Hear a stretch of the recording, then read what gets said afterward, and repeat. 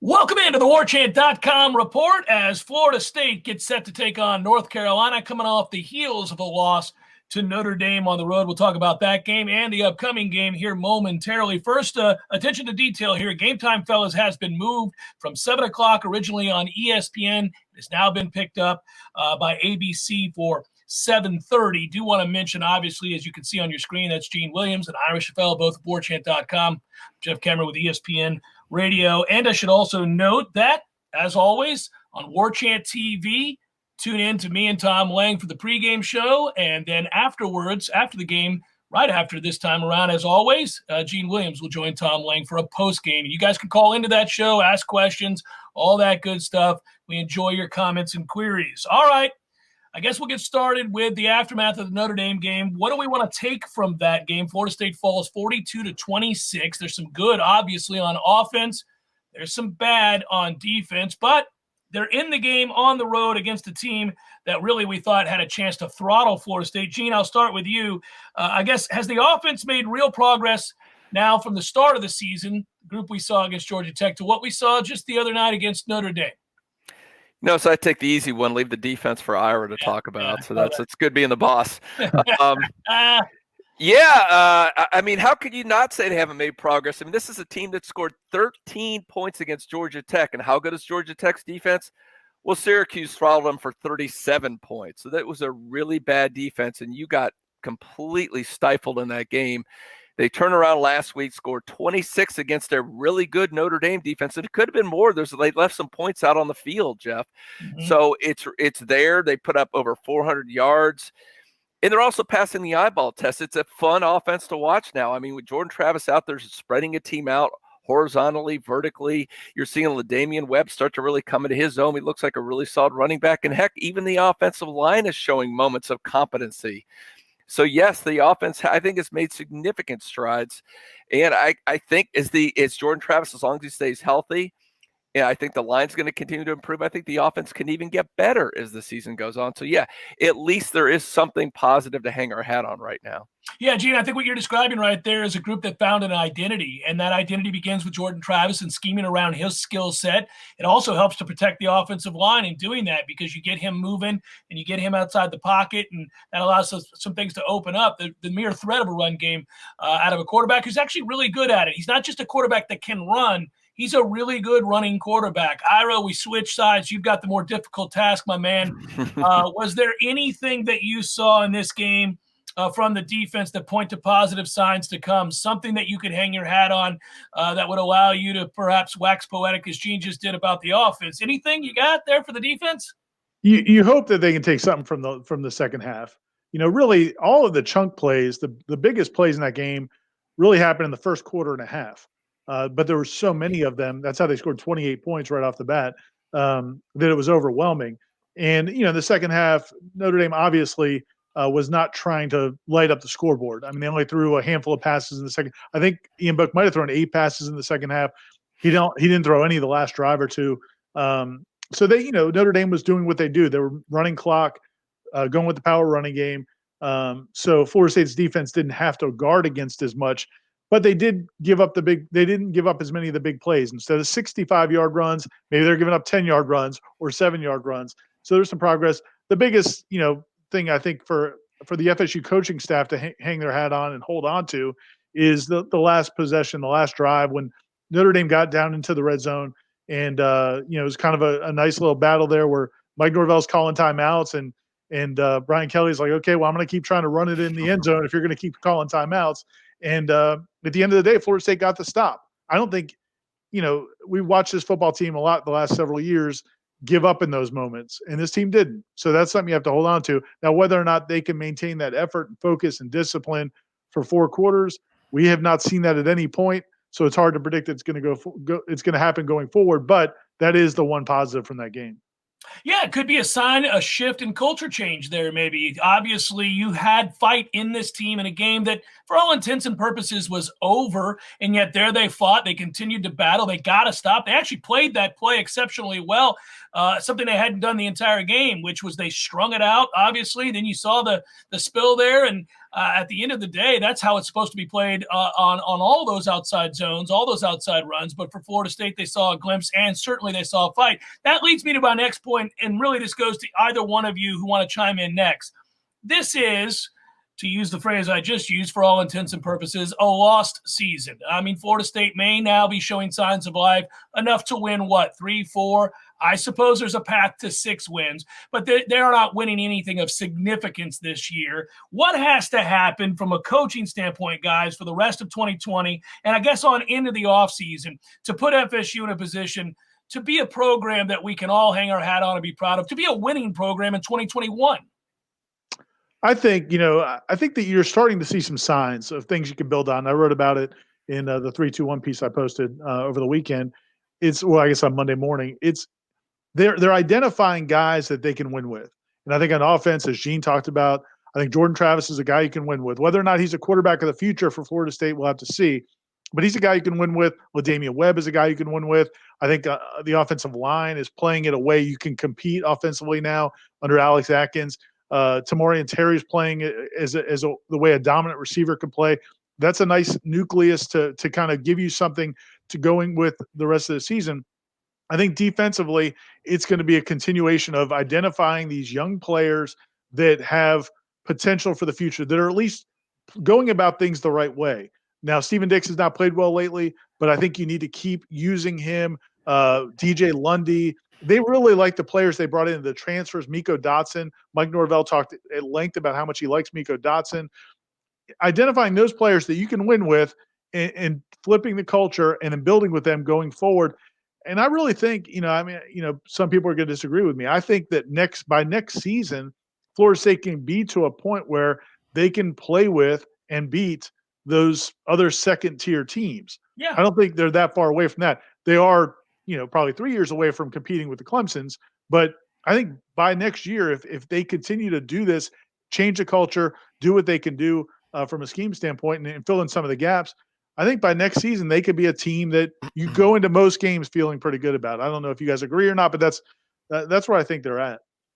Gene, I was going to ask you, I think just as important, what do they do as a staff in recruiting? Obviously, Warchant is largely built on all the information you guys provided from the beginning stages of all this to recruiting. And we all go there to read what's happening in the recruiting world. And for so long, we just assumed Florida State, a year in and year out, going to be a perennial power top 10 program in recruiting. That's not the case right now. What do you do when this is your product and you're stuck with this unique set of circumstances? What are you selling to recruits? And then also, what could they do with the transfer portal, I guess, Gene?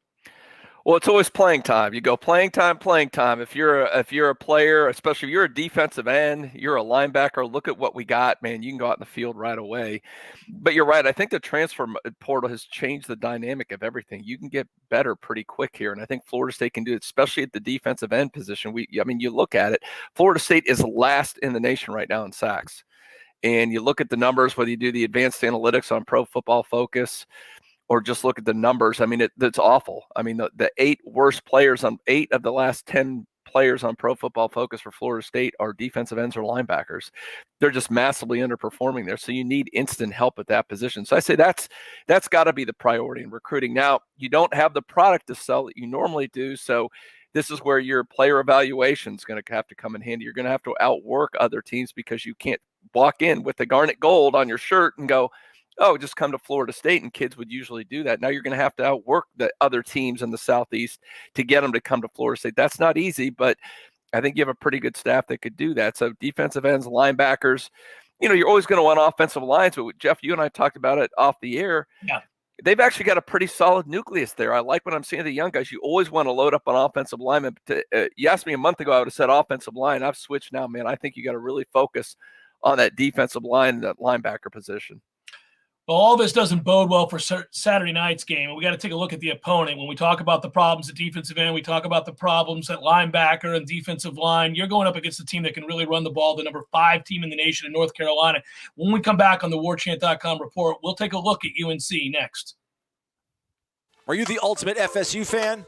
We're your ultimate Seminole sports source. Subscribe to Warchant TV, where we bring to life the award-winning website, warchant.com. Here you will find added opinion and analysis from the #1 team on the Florida State beat, a staff that brings over 50 years combined experience right to your phone or mobile device.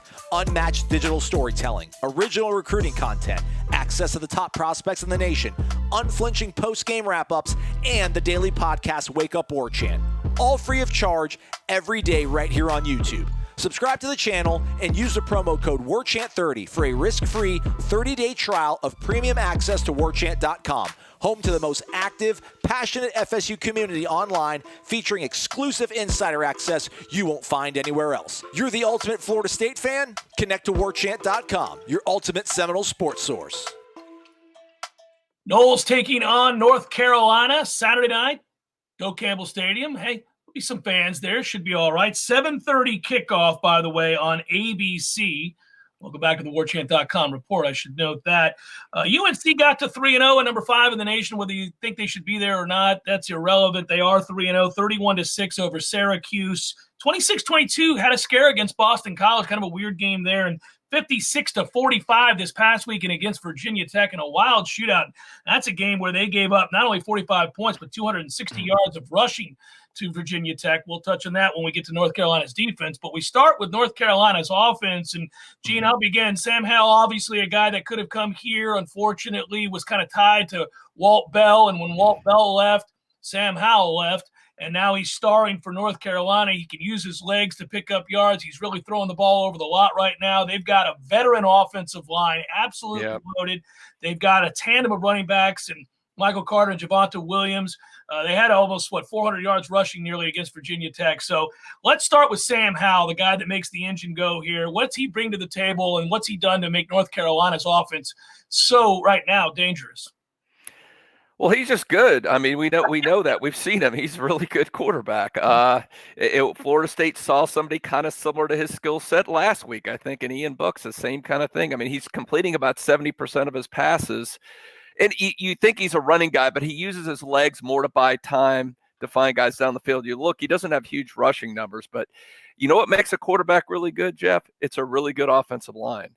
And he has an outstanding one. And they're actually, if you look at their numbers, they're running twice as much as they throw the football. But when they need to throw, he's good, and they can use that run to set up the pass at times too. So the offense is just clicking right now. But I really think it starts somehow. You have a really good dynamic quarterback, and you have an outstanding offensive line that's running the ball really well right now. So that makes everybody look good.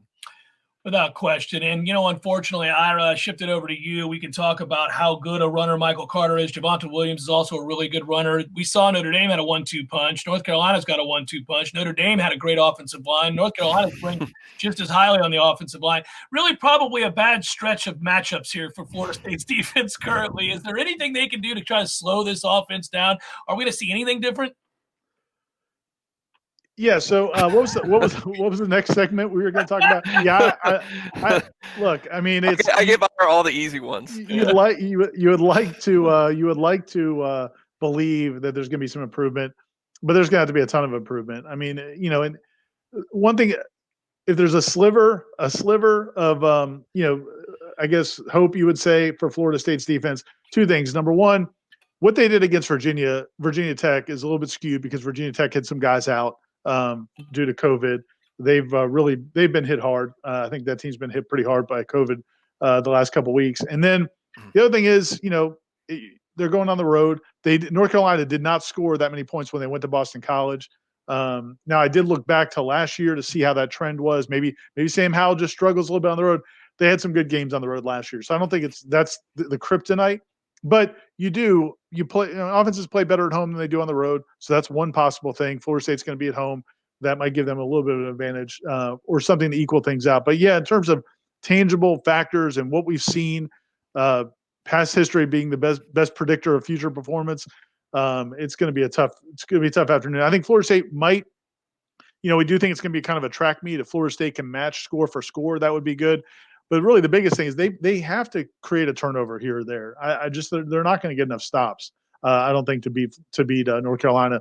They're going to have to figure out a way against turnovers. They got a couple of turnover breaks against Notre Dame. Really, to me, that's going to be as big. Not that you can plan for it, but they're going to have to be aggressive and make some plays defensively. Another problem, guys, when you watch North Carolina, I've seen a good bit of North Carolina. Not only is that a veteran offensive line that plays well together with the two-headed monster in the backfield that I just mentioned, they also play with tempo. So they play fast, and they're all cohesive. That I really just don't know how Florida State's going to get a stop. You're right, Ira. I think they're going to have to get some help from North Carolina, create a turnover in a short field or something along those lines, maybe give themselves a chance to be in this game late in some sort of a track meet, because slowing that North Carolina team down seems like it's going to be a difficult task for a defense as confused as Florida State's is. Now let's turn our attention to North Carolina's defense, which I do think is somewhat vulnerable. They gave up 45 points last week to Virginia Tech. Now, Virginia Tech's offensive line is one of the better offensive lines in the ACC. I do want to point that out. They gave up 260 yards rushing to Virginia Tech last week. Now, Florida State's got the running game going a little bit right now, so you'd like to think maybe there's some help there. They're missing a defensive tackle, Raymond Vohasek, who was out last week. He's a big part of what they do defensively. I don't know his status for this week, but with him being out, they didn't tackle well last week either, guys, and that's actually something that they've complained about, their defensive coordinator has, throughout the year, that they're not tackling as well as they would like.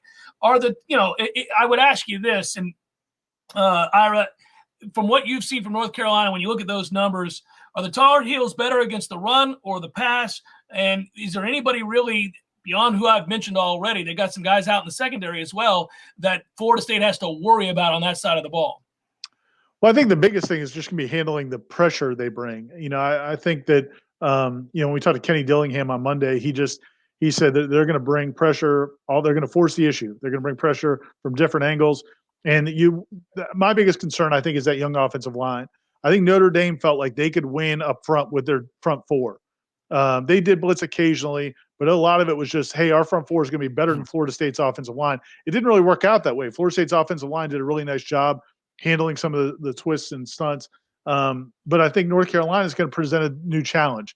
You have a lot of young offensive linemen up front, and Jordan Travis is a young quarterback. He's only played a few games as a true quarterback. And so now you're going to have North Carolina bringing pressures from a lot of different angles. How Florida State handles that, I think, is going to be a big key, because Notre Dame, I thought, was pretty vanilla overall. Gene, is there anything that Virginia Tech did, or maybe even going back to Boston College, anything you've seen that maybe Florida State could replicate to have a shot to put up some points here against North Carolina? Well, you mentioned that you are able to run against them. Virginia Tech showed that. And Virginia Tech rolled out a couple different quarterbacks that are mobile. And Florida State has a mobile quarterback. Florida State has LaDamian Webb. They got a pretty good running back. It looks like the difference, and you mentioned it, Virginia Tech has a pretty good offensive line. Florida State, they're getting better. But I think right now the pass blocking is ahead of the run blocking. So I think they got a way to go till we see them start putting up 250-plus yards on viable FBS teams there. So, you hope maybe they're going to have some success running the football. If you can, obviously you keep that offense off the field, you slow the game down. That's ultimately your hope. I'm not sure Florida State has the horses to execute that quite yet. We're all searching for answers, and if we are, you can bet the FSU coaching staff is searching for answers right now, and they've got a mix of young players and veteran players, and they need them all to contribute. How much do you play young players? How soon do you pull veteran players? How much do you push veteran players? Do you control veteran players? What do you do with the veteran players? We're going to analyze that. We'll also make our picks, give you a score prediction, all that good stuff when we come back on the Warchant.com report.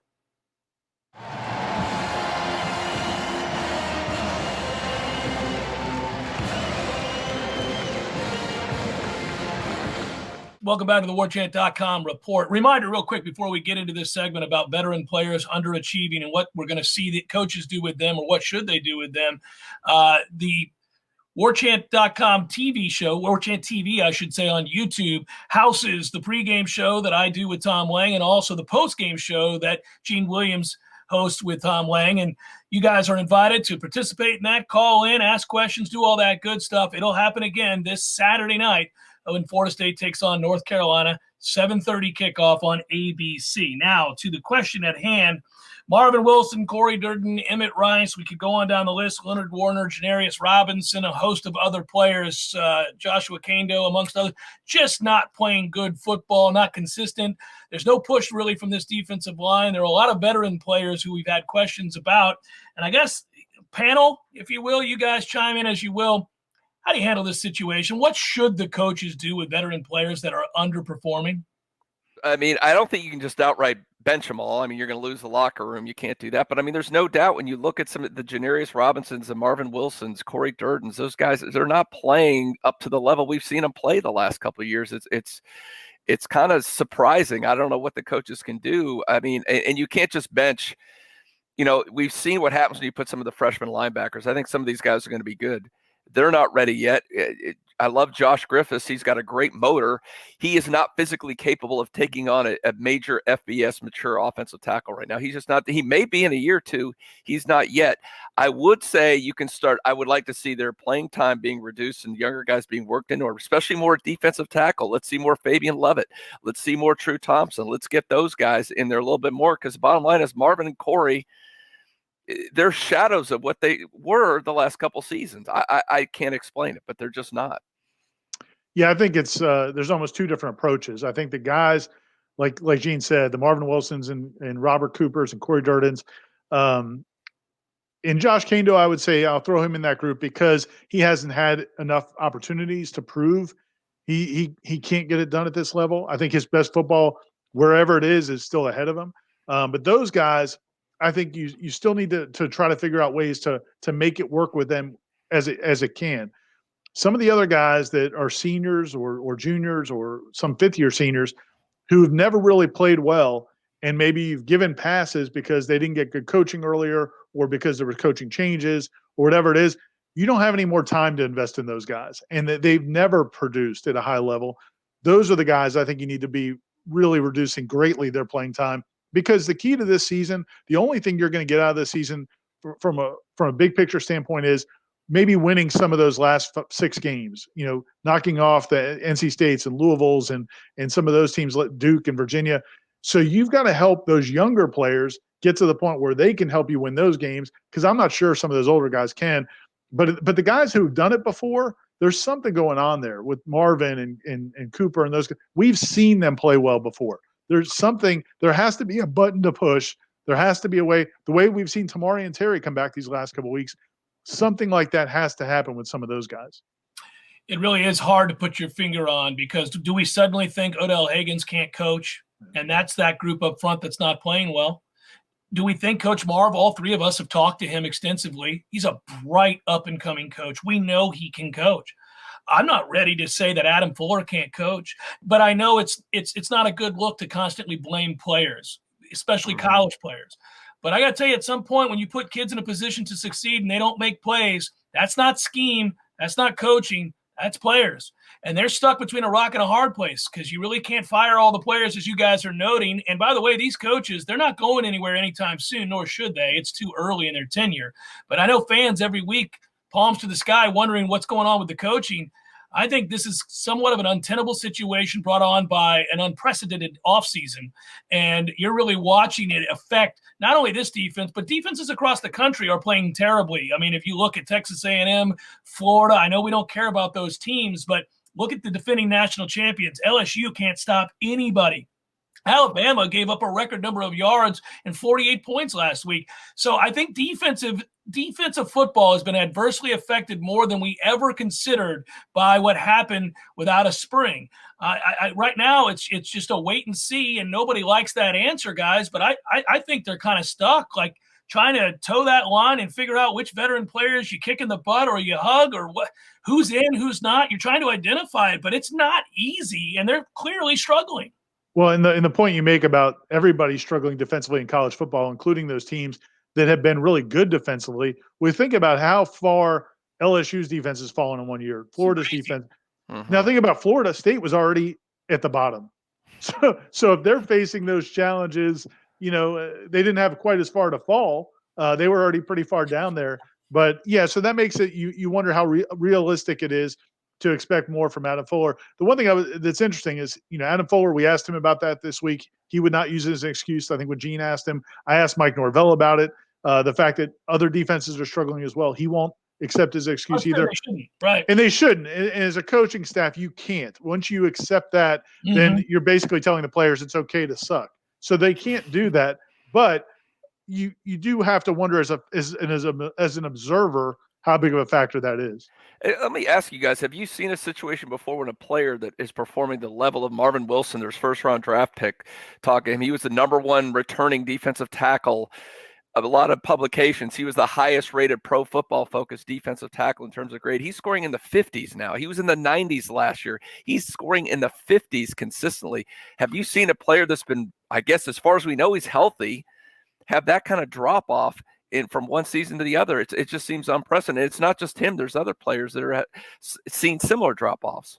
Yeah, I can't put my finger on it without being in that locker room or seeing the day-to-day interactions with him and the coaches. And then physically, we don't get to watch him at practice, so we really don't know what's going on there. We're only left to speculate, right? He looks out of shape to me, but I don't know if that's what it is. Maybe he's hurt.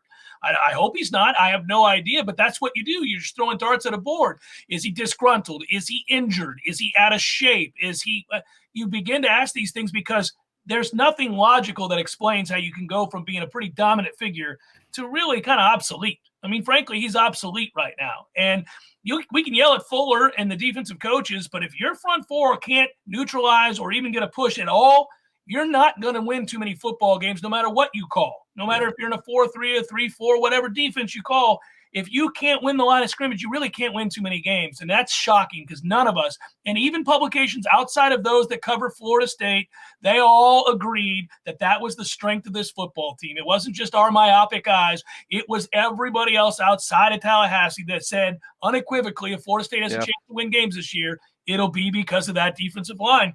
And they just haven't performed. All right, picks time, guys. Let's go Pitt at Miami. Miami had a comeuppance. They realized that, no, the U is not back, not even close to being back, not even deserving of being on the same field as Clemson. That game was a joke from start to finish. Wasn't even as close as the ugly score suggested. Do they bounce back here? They're giving 11 points to Pitt. I ask you that, but first I'll tell you, I say no. I say Pitt plays it close. Miami wins the game, but not by 11. I'm with you, Jeff, because there's one thing Miami always seems to do well. When they think they're back and they suffer that inevitable loss, they all go the rats off a ship. They all go running away. So I'm just going to follow history. So it's the same thing. I don't even be surprised if Pittsburgh upsets them. Gene, you should have had Gary Furman come out as a guest picker this week. He seemed pretty excited. Yeah, seemed pretty excited a couple weeks ago when you guys did your video. You know, I'm with you guys. I'm not a big believer in Pitt. But 11, I would for that Miami team. There's no way I would give 11 points. I'll take Pitt. Clemson, the one who destroyed Miami and decided that when they want to play, they can still dominate this conference in a way that is reminiscent of Florida State in 2013. They're giving 27 to Georgia Tech on the road. Tech has revealed themselves to be frauds. Unfortunately, they waited until after they beat us to do that. I'll take Clemson and give the 27. Great minds. I just don't, Georgia Tech is they're one of the worst teams in the league, not as bad as FSU apparently, but they're pretty damn bad. So yeah, I'm going to keep going with Clemson until they don't cover. I'm with you guys straight across the board. Go with the Tigers. Notre Dame should be able to do whatever they want offensively against Louisville. Louisville's defense is as bad, if not worse, than Florida State's. That's the same as it was a year ago. At least their fans are feeling this. We get some schadenfreude there, some frustrations the same way that we do. I'll take Notre Dame and give the 17. I like Louisville's offense, but I like Notre Dame to destroy Louisville in this game. I'll give 17. Same here. I mean, Notre Dame we saw as a well-rounded team, good defensively, really good offensive line, competent quarterback play, well-coached. Louisville's not any of those things. So, yeah, I think they're going to win by more than 17. I'm bucking the trend here. Here we go, buddy. I think Louisville's going to show some life. I think Florida State did some things offensively against Notre Dame that maybe Louisville can embrace as well. And I think, I think Louisville's going to keep it a little bit closer than we think. I'm not sold on Notre Dame also. So, coming out of that game. So I'm going to fade Notre Dame a little bit later this season. Florida coming off a loss to Texas A&M. Jimbo got his big signature moment, his first significant win of any kind at Texas A&M.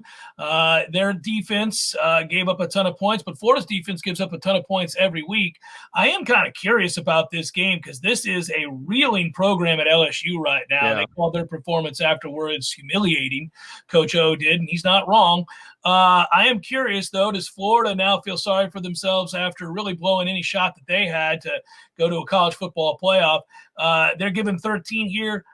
I can't trust LSU's defense at this point. They haven't stopped anybody in any game yet. I do like Florida's offense. I'll take Florida and give the 13. This is a hard one for me because, I mean, I took Florida last one. I underestimated how bad that defense is for Florida. I don't know if they can stop anybody. I'm going to go against it here just because I just think LSU, if they're ever going to fight back, I mean, a national champs, I mean, come on. I mean, at this point, you got to show some signs of life here. I can't believe they're that bad. So 13 points is a lot. So I'll go ahead. I'll go against this one. I'll take LSU here. Going with the Gators. I just think that I think that this is the kind of situation that Dan Mullen's done. I think he's done well in these situations. I think they'll come back and play well. And I think LSU is going the wrong direction. I don't see that. I don't think this is a blip. I think they're heading in the right direction. Maybe Coach O was who we thought he was before he was the quarterback. Maybe it was that quarterback and that offensive coordinator. Maybe, I don't know. Crazy, but you're sure give him a lot more money and a longer contract. Yeah. Well, here's the game of the weekend. I cannot wait to watch this game because that Georgia defense is the only one in the country that consistently shows up and dominates. I think it's the best defense in the country. I love watching Georgia play defense, and they're competent now that they made the switch after week 1 at quarterback. They'll run the ball. They'll slow the game down. They'll lessen possessions. Alabama, we know what Alabama is. They have arguably the best quarterback in the country, and I'm including Trevor Lawrence at Clemson. I love watching Alabama play offensively as well. I love this matchup. Give me Georgia +6. I hope it's a nail-biter and we see a close one here. No, don't bet against Saban. They were looking ahead last week. They're all ready for this Georgia game, and right when Georgia thinks they're good, they're going to be able to compete with Alabama. It blows up in their face. So I'll go with the Sabans all the way. All right. I'm with Gene and Saban. I'm rolling with the Tide. Going to be a big win for Georgia, boys. So, and then finally, so Kirby's going to be the first assistant to beat him? It's going to happen, baby. You're betting against this. As a sporting guy, I thought you knew not to bet against streaks, but I probably won't touch the game actually.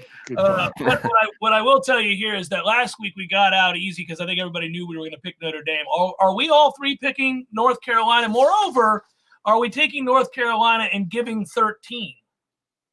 I'll take the points. I'm happy to take the points. I think Florida State's got a chance to really throw a scare into North Carolina. I don't believe North Carolina is one of the top 5 teams in the country, and I think Florida State's going to play pretty well. But I wouldn't predict them to win, but I do think they'll cover. North Carolina is not one of the top 5 teams in the country, but they wouldn't have to be to spank Florida State. So I'm kind of juggling here. I'll take the Noles. I'll be a homer at home. Hey, they lose the game by 10. Gene. I hate to be the bad guy here, but man, I know North Carolina's not great, but they're good. They're good, especially on offense. They're good on offense. It's just that defense. I haven't seen them stop anybody. I mean, I still think Miami could have scored more. Notre Dame, if they started going all out, they could have scored a lot more. I just don't see it. So I think Florida's. I've only got a 14. I think that line is really close. I got 38-24. North Carolina in this. So right around the line that Florida State won't embarrass themselves, but man, they're not going to be able to slow down North Carolina. We're gradually taking baby steps forwards, everybody, with not getting blown out every time we face somebody who's any good. So let's hope that trend continues at the very least. For Irish FL, Gene Williams, our thanks to Aslan and all of you for watching. Don't forget the pregame show on Saturday on Warchant TV. They're on YouTube. Myself, Tom Lang, also the postgame with Tom Lang and Gene Williams taking your phone calls as well. Thanks, everybody, for watching. Go Noles, and we'll talk to you next time on the Warchant.com report.